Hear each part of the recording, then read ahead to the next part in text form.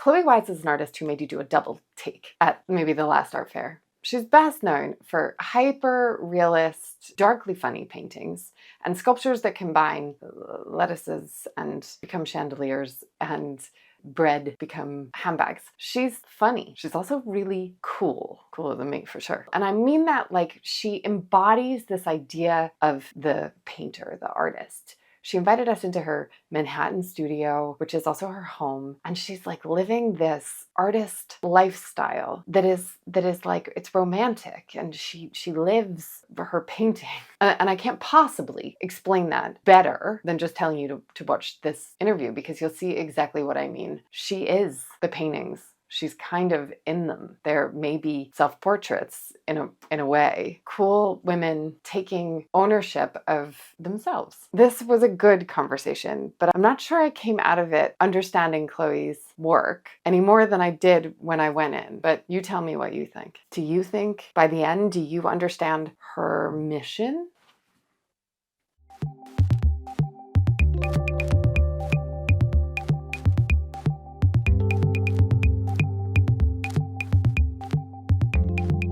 Chloe. Is Anna Nicole Smith really your hero? Did I say that? You did. When? For Basel. When? On the old Instagram. Okay. I can neither confirm nor deny anything I've ever said. That's a perfect answer. I was, though, because you did say it on film for Basel, I was thinking like, okay, well, what would that be about? Is it her like vulnerability, her connivingness, her like intelligence? Maybe her ability to make you ask all of those questions at all. Right. Or that we're still talking about her however many thousands of years later. Have you ever painted her? No. It's the worst question to start with because you're not going to give me anything more. I have nothing to contribute. Maybe I should paint her. Maybe you've just given me an idea that I need to follow through with, because it seems like almost like in a dream state must have mentioned Anna Nicole Smith, who I haven't thought of in a really long time, but like, why not? She's a beauty. And I feel like, right, she does, there are so many layers to her as a character. Mm-hmm. And I think that happens in the portraits that you paint, right? They are not these immediately understandable female figures or people. Who are the people? Who are the women in your work? They can be and often are friends of mine who are generous enough with their time to let me paint them, take their photo, or sit for me. But increasingly, I'm using found images or using images of friends and letting go of the likeness aspect and just using them as sort of archetypal women. How come? Because I feel like for a long time, I've been sort of like tied to likeness, to capturing someone's likeness. And I still find myself doing that, especially when I'm aiming to paint a certain someone. But that kind of takes away sometimes from the expressiveness of actually just painting. And so I'm still working through that, and I probably will the rest of my life. It's like the difference between painting to capture someone and make them feel, represented and respected and seen and look like who they are, like an almost historical portrait painting way, versus just like painting to paint. And I would love the freedom of just painting to paint. So I've been working on paintings where it's based on an image I've taken of someone I know, but I'm not sort of naming that it's them. And it's past that for me at this point. It's more about just representation of like colors and form in the body and an emotion. So universal. Yeah, I'd like that. I'd like to be able to go there. A lot of people describe your work as being kind of the moment, is the moment. How do you feel about that as a statement? I mean, I love that if that were to be true. The moment is ever fleeting, isn't it? So I don't know. I'm just painting what's around me, and sometimes I try to think of things to paint that aren't in my immediate surroundings or what comes to mind to try to make it more like far reaching into the past or future or something. But I do think maybe like a presentness is something that I feel connected to. But I don't feel particularly like of any moment because I don't even know what the moment is. Like I'm sort of a Luddite in some ways. Like I'm on the internet, but not anywhere near as much as like the chronically online. And I'm not using technology in any particularly contemporary way. I'm sort of like oil painting. It's really not, it's not necessarily that. Instant. Yeah, it's not that like futuristic or I don't know what the word would be, but I don't know which moment we're referring to, but I hope that I'm reaching someone that feels like it's in their time frame. It brings up a really good point, though, because lots of people have attributed your success to Instagram, which I think is so ridiculously reductive, given especially, right, these paintings are slow to make. They are not instant. And I think it reduces your work to kind of content, which is... Thank you. Yeah. That bothered me for a long time. And now I sort of like, I use Instagram so seldom. Like I just, at this point from being like, I guess reminded all the time of like, I don't know, there's something quite reductive and almost misogynistic about referring to women and their Instagram instead of the work that they produce. Like Instagram is just how you see work. So I've gotten to the point where I just put the final documentation of the work on there. I don't even use it for fun and games anymore. So I feel no connection to that at all. And so I appreciate you saying that. And I additionally don't even think about that. Yeah. I just feel there are so many younger and more internet savvy people than me. I feel I'm like getting old. Like I'm just making oil paintings over here. And obviously other media as well, sculpture and video, but I'm not particularly active online. And the videos feel like they're so critical of that person, maybe, like the sort of stereotypical internet user. I wouldn't say critical. I think that in a lot of my work, what seems to be critical or satire or parody is also celebration. It's like equal parts loving that character, being that character, seeing what's wrong with or problematic with that character and exploring that. I don't think, I'm a really kind of optimistic sort of like Gryffindor person. I'm Canadian. I'm like in a good mood generally, even in a bad mood, you know? So it's like, there isn't a tremendous need to go deep into criticizing any sort of character. It's more like looking at the multiple sort of, or like the multi-dimensional aspects of being, for example, contemporary millennial in the, you know, navigating the media and the world that we live in. There's a humor to what you do, particularly, I think, in the sculptures and the video, more so than the paintings. I'm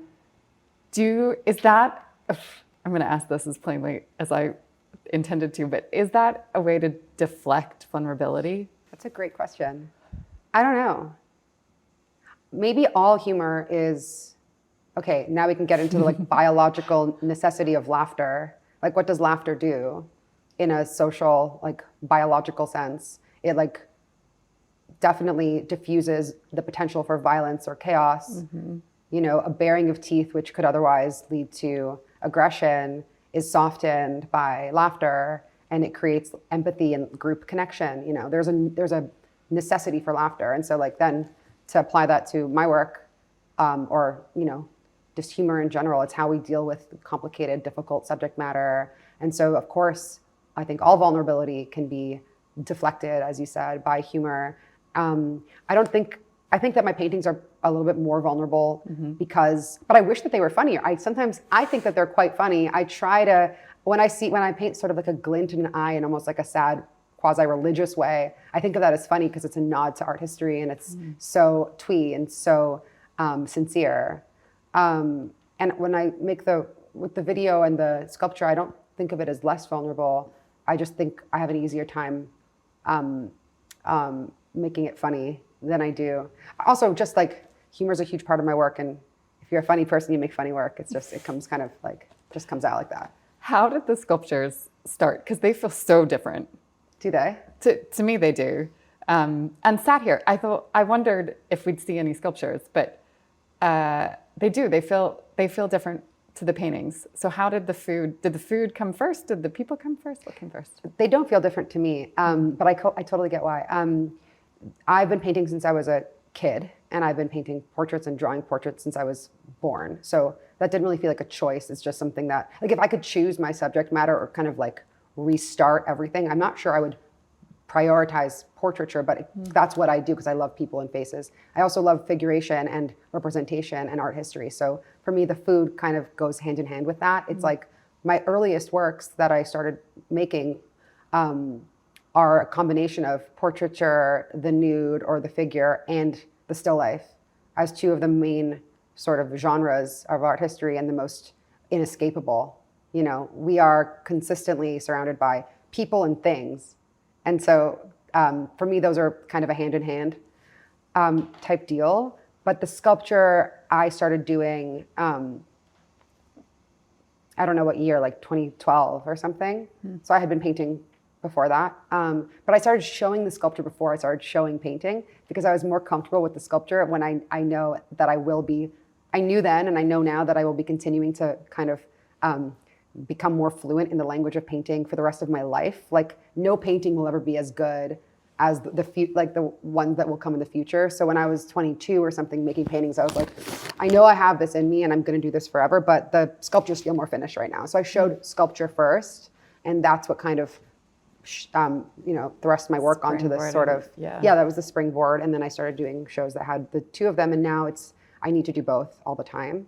And it's a constant kind of negotiation of how to do both, or can they combine, and how do they relate, how do they not relate, where is that going? And for me, they're similar because they're both so representational. Like my work is so not abstract. It's so clear cut, and like, I don't know if it's heavy. It's like heavy-handed on purpose, where it's not like it evades description. Like that's a sculpture of a lettuce. Chandelier, and that's a painting of a woman holding Windex. I wouldn't say that I don't want to reduce my work to that, but like they are. The meaning is deeper and underneath those layers of the clear cutness of what you're seeing at first glance being like, is that it? And then it's not. But the thing that I've loved about being here is that they're not, the paintings in particular, and the sculptures actually, is that they're not this like hyper polished, hyper real. They're almost, I don't want to say dirtier, but they're like grittier, better word. They're like, they have more of you in them than the internet allows you to see. Do you know what I mean? When you see them sort of polished and backlit, you're like, oh, they're very polished and backlit, but they're not. There's so much more of you in them. I really appreciate that. Yeah, I don't aim to make anything hyper-realistic, and I'm not a perfectionist at all. In fact, everything I do, including speaking, I do pretty fast and messy. And so there's no part of me that could make these things hyper-realistic, even though like I could. I don't have the patience or the focus. Desire either. Yeah, I mean, I just want these to come out naturally, and then they do. And I think with the sculpture stuff, there's like they're because it's a mold making process. They're from the jump, they're already really realistic, and then it's the painting and the adding of all the sauces and stuff that adds the sort of gestural and really like disgusting, unctuous, edible quality to them. But that part has to be messy because that's how food is, and and also otherwise it would be so realistic that you wouldn't know that it's not real food. And with the paintings, I mean, I stopped myself just short of giving like 100% realisticness because I wouldn't want to, and every time I've done that, it just doesn't feel like any emotion or any movement or any kind of anything to grip onto. And yeah, I mean, I'm not drawn to work that's hyper realistic either. I'm drawn to seeing the painter's brushstroke. Like the thing that will keep me up at night is when I'm looking at like an El Greco or something and seeing like that. You can see the hand of the artist. You can see like where they removed paint and put like, it's kind of saccharine, but it's like seeing the human part of it is what moves me about work. So I'm certainly not going to take that away. Did you study art history? Yeah. I obviously last night was thinking about the ready-made in relation to your sculptures, and then was looking at the portraits thinking, my God, there's a ton in here that references big art history, like all the way back. But because the sculptures become functional objects, it's literally like a ready-made reversed, right? Like you're instead of taking a urinal and throwing it on its head, you're like, oh, I'll just make a chandelier out of lettuce. It's funny. Well, the chandeliers are the only functional sculptures I've ever made. So they do kind of like dip a toe into design, which I don't like about them. And I'm like, guys, you don't actually need to work. And they're like, but we want to, we really could, you could plug us in. And I'm like, just, you could be a sculpture of a chandelier without being like an So it is a illuminatory ready-made, source. yeah. You don't need to do all that, you know? But I just, you know, why not? And so they do, just kind of because it's fun. But I don't intend for my sculptures to be functional kind of ever again. Like, I love the idea of something referencing functionality and then being used wrong. For example, I did a whole series of welcome mats, and I made these conversation pits out of welcome mats that don't say welcome, but instead they say sort of everything else. They almost function like fridge magnets that you can use to sort of create an abstract, nonsensical sentence, which is quite alienating because it's like everything but welcome. And then you're sitting on it, which is the last thing you're supposed to do on a welcome mat. Like the only time you'd ever sit on a welcome mat is if you were like banging on the door for so long and no one came to the door, and then you ended up like sitting down, like defeated, slumped. Yeah, so there's this discomfort. And so I like something to become functional in the sense that it's the opposite. It's like doing what it's not supposed to do and creating this uncanny discomfort. But like I don't intend for the work to be functional. I love what you said though about reverse found object, but yeah, because usually you take something functional and make it dysfunctional. I think I'm doing a third thing. Yeah. It's like taking something edible, making it functional, Inedible. and then making it inedible and dysfunctional. Yeah. Like I like to play with real and fake. So like real marble, fake food. And then it's like, which is the thing that contributes the value there? Like it's really hand painted, but it's not actually edible. And this is a really valuable substance, but that's the part that's not the impressive part, or like the part that you're here for. And so I find it interesting to play with sort of authentic versus inauthentic, useful versus, you know, useless. Which also connects it back to what you said at the beginning and connects the works to each other, that like the paintings are now not of somebody. They're not real, but they're not fake either. Yeah. So they sit in this sort of netherland. Yeah. What do you think the point of art is? I don't know if there is one. What? Well, I don't think there is one. There could be many. Okay.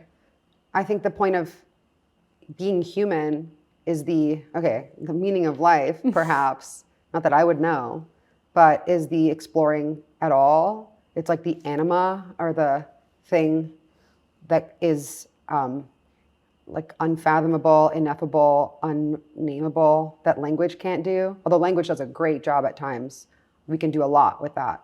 But it's the stuff that evades language, that we're meant to be exploring and expressing, that's the humanness of everything. And if art, I don't think art has to be political. I don't think art, and we've gone through years and years of so much like crazy, at this point we're exhausted. I can't even refer to what's going on in the world anymore. It's just, I think that the point is actually to express the otherwise inexpressible. And I don't think you can do all that. You're not gonna be able to like express love or sublime or wonder or awe through a drawing necessarily, but you can certainly try. And I think that it's that sort of ever pointing, trying to get to something. It's the exploration itself that might be the point. But like, I don't know, also art is so tied to a market that it's really hard to feel that way. So it's like, I think it's also, but that in itself also, it's that maybe that convoluted combination that is what's so human. Like we're allowed to express ourselves and follow our dreams and, you know, and be true to ourselves and look within capitalism. So it's like that, maybe that, you know, complicated, interwoven impossibility is the point. It's definitely seemingly the point of your work, right? Is that you're critiquing the system that you're part of, but you're also kind of celebrating it. Yeah. I think. Celebrating in a more complicated way. It's like dancing on the grave of nature or something. It's like, isn't this sad? Well, what are we supposed to do? And maybe it's that helplessness combined with optimism. Yeah, it's like a Warhol quote comes to mind, like, I'm a deeply superficial person. Yeah, I don't know. Maybe it's those juxtapositions of seemingly contrasting sentiments that are what at the core of everything is what makes us human. And I think that's what we're supposed to be playing with. How do you feel about feminism? Well, obviously, I mean, like, yeah. But God, we're in a bad way, huh? It's not going to be good. No. We're in a bad situation. Bad way. Yeah, it's bad. We don't need to go there. We don't need to go there. It's not my job, and I feel defeated. And yeah, I think also like we've done a lot. We've done a lot. I wish we could just focus on, I wish not just focus on, but it'd be nice to sort of be like, look how far we've come. But my God, look where we're going. I don't know. Yeah, I was thinking about it in regards to some of your work would get censored on several social media platforms. Yeah. And yet there are images of actual humans all over the internet who are not art. It's not an expressive thing. Yeah. So I was sort of thinking about male gaze and objectification of women and wondering, where and how you negotiate all that good stuff. It's not on my mind right now. It's sort of part of it all. Embedded in my work, no matter what, is a refusal of the male gaze or twisting of it because I'm doing what men would be doing, which is objectifying women in some way, in a way that's like giving women the chance to choose how. It's like, I'll just do it. I'll objectify myself. Don't worry about it. I got this. It's okay. I'm doing it first. And in a way, that's to me, that's me exerting my freedom. And I don't think that deeply about it because it just is what it is. I'm not really thinking about like censorship. Like, I don't think we need to free the nipple right now. I'm good. It's okay. We have a lot of other stuff to do. It just doesn't seem like front of mind to like, I'm not fighting for any, I'm not fighting for any, I'm not like fighting for being naked on the internet or having naked paintings on the internet that's not my cause. I mean, the irony though, the first time I saw your work was in the Breast Show in Venice. There's lots of nipples in that. Lots of nipples in that. Yeah. Yeah, I don't know. I don't think it's, yeah. Oh, I have almost like nothing to add to that. It's, what do you want your work, like the body of work, to stand for when you're not here? Super hard question. I think something that might evade definition. I would like it to just feel like me and whatever it is that whatever my perspective or point of view is, which I'll have to spend my whole life uncovering and figuring out, like that indefinable thing. I want the work to be beautiful and funny and sad, to say it simply, because life is beautiful and funny and sad. And it's not one of those things more than the other. It's like in equal measure. But I don't know. I want my work to change as I change, and I don't think it stands for one particular thing. And I certainly have like no, like obvious political or social or, goal. I think to like to kind of set that down and sort of just admit that it's just about exploring is where I'm at now at this moment. Which I think means that it is kind of your moment, right? It doesn't need to be about some giant agenda. No, and what's crazy is that so many times I've made work and then it's predicted something by accident. Like I made a whole body of work in 2019 that was about Purell and hygiene and isolation. No, it was so weird. And then the pandemic hit and I was like, I'm not making work about this. I made work and then that happened. It was just like a weird prophetic coincidence. And so I'm sort of like afraid of making anything that's gonna like bring anything else to fruition. And I don't know, so I think that it might look like my work was particularly about a moment because a moment came to pass. And there's been a few other instances of that. But that's not the goal. I think the goal is I'm getting older and have been doing this for, a decade, and I intend to do this the rest of my life. And the moment will come and go and change. And I don't want to necessarily be tethered to a particular moment in time. That's a great answer. I've asked a few people this. And I'm going to ask you this. What is one question that you wish people asked you, but they don't? To marry them. I don't know. No, I don't know. About my work. I don't know. That's a good question. What is a question that I wish people would ask me? I don't know. I wish people would not ask me certain questions, but I don't know what I wish people would ask me. I guess more about the writing part and the words and the language part, because a huge part of my practice Your titles are wild. Thank you. It's my titles and the dialogue or monologue or sort of poetic prose that runs through the video and reoccurs in the titling. And the welcome mats, for example, was a really fun experience because I got to play with language and words because I play all kinds of language games with myself.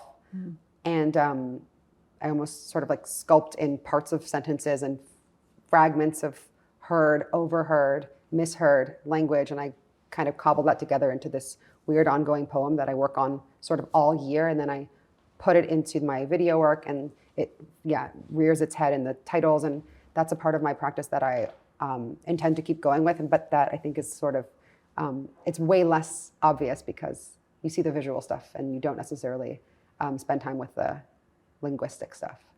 And so many artists struggle with titles, right? So I hate like untitled. Why? What an opportunity to say something. Even just say what it's of. Like, you know. Martin Creed famously just numbers his. So he's on like 460. I assisted him when I first Did moved you? to New York for like one exhibition he had at Gavin Brown when I was like 20. That's fun. He's awesome. Yeah. He's amazing. Yeah, he's amazing. But he hates titles. Yeah, but that is a decision though. Like the numbering is amazing. Imagine keeping track. Oh my God, I could never. No. But and also, yeah, for me it's like it's just an additional place to stretch my sort of like, I don't know, decision making and descriptive faculties. Like, why wouldn't you title something? There's times where I'm just like, it's a painting of, you know, woman with vase. Which actually never, but like hypothetically that would be fine. Yeah. Or like the chandeliers or the sculptures are more descriptive. yeah, I mean, right? they are just like, yeah, Caesar salad chandelier. I mean, I thought it'd be pretentious to call them anything else, but I've had sculptures that have names, long, winding names. But I think adding a title to a painting adds a whole level of potential narrative or reading or misreading that I think is so interesting. Like a painting of a person, and then, you know, you might imagine what it is that this painting is of. If it's a person with somebody's hands on their shoulders, or, you know, someone that's just cut out of frame, it really lends so much possibility for the way that you're interpreting it. And then you add a title that seems completely unrelated, and it adds a total different, perhaps spooky, perhaps dreamy potential for reading of the instance. And I love the ambiguity that I'm trying to paint ambiguity, like these moments where it's potentially like you could read that smile as happy or joyful or nervous and vulnerable or scary or afraid. And then, adding a layer of an ambiguous title that has humor and bizarre, you know, angle to it allows for so much more potential. I love that. I love the idea that you could misread. Last question. If you could buy any one artwork, what would it be? Oh my. That's so hard. Jeff Koons' Made in Heaven. Wow. I think that's the best series of all time. Huh. I don't know. I mean, I could think about this harder, and there's other things that I would like to think of, but I think that's the best series of all time. Obviously, this is like a contemporary artwork, so I should probably think about if I could buy anything. No, first answer's the best answer? Yeah, okay. The whole series, I guess, the whole thing. Damn. Genius. Can you imagine? That'd be fun. Crazy. Be fun. Thank you. Thank you. You're such good questions. I really appreciate it. Thanks.